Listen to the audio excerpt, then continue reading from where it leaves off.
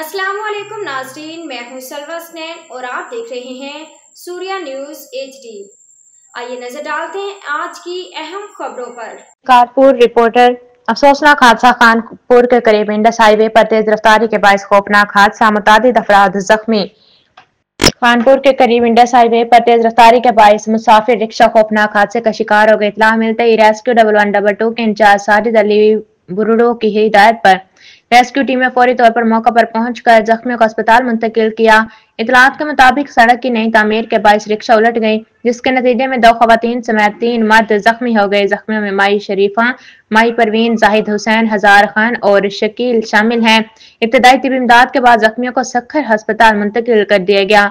इलाका मकीनों के मुताबिक कहर के मौसम के आगाज के बाद इस नौयत के हादसात में इजाफा हो जाता है, खासतौर पर जब रिक्शा और मोटरसाइकिलों की लाइट्स बंद हों तो हद निगाह कम होने के बायस ऐसे वाकयात पेश आते हैं।